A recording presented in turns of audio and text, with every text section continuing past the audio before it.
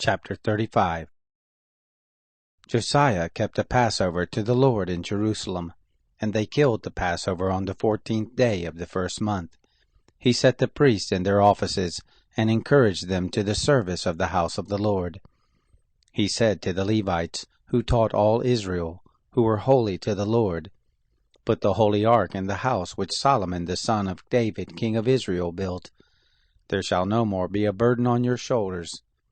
Now serve the Lord your God and his people Israel. Prepare yourselves after your fathers' houses by your divisions, according to the writing of David king of Israel, and according to the writing of Solomon his son. Stand in the holy place, according to the divisions of the fathers' houses of your brothers, the children of the people. And let there be for each a portion of a father's house of the Levites. Kill the Passover, and sanctify yourselves, and prepare for your brothers, to do according to the word of the Lord by Moses."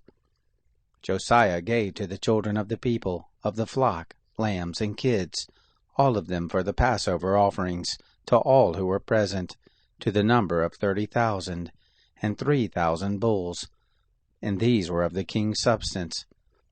His princes gave for a freewill offering to the people, to the priests and to the Levites, Hilkiah and Zechariah and Jehiel, the rulers of the house of God, gave to the priests for the Passover offerings 2,600 small cattle, and 300 oxen. Conaniah also, and Shemaiah, and Nethanel his brothers, and Hashabiah, and Jael, and Jozabad, the chiefs of the Levites, gave to the Levites for the Passover offerings 5,000 small cattle, and 500 oxen. So the service was prepared, and the priests stood in their place, and the Levites by their divisions, according to the king's commandment. They killed the Passover, and the priests sprinkled the blood which they received of their hand, and the Levites flayed them. They removed the burnt offerings, that they might give them according to the divisions of the fathers' houses of the children of the people, to offer to the Lord, as it is written in the book of Moses. So they did with the oxen.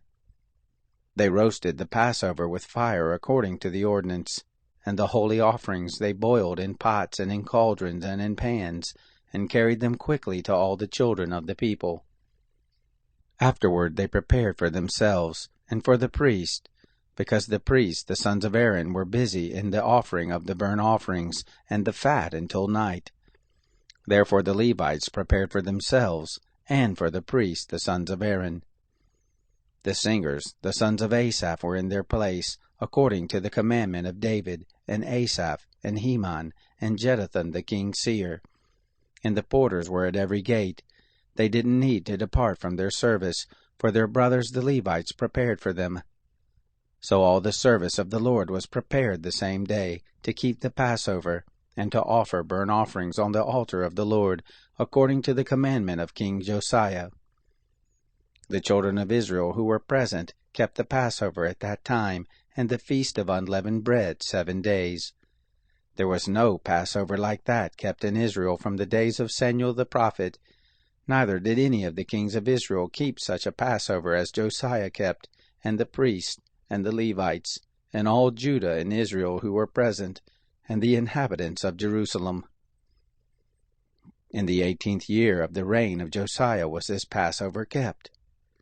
After all this, when Josiah had prepared the temple, Necho, king of Egypt, went up to fight against Carchemish by the Euphrates, and Josiah went out against him. But he sent ambassadors to him, saying, "What have I to do with you, you king of Judah? I come not against you this day, but against the house with which I have war, and God has commanded me to make haste. Forbear you from meddling with God who is with me, that he not destroy you."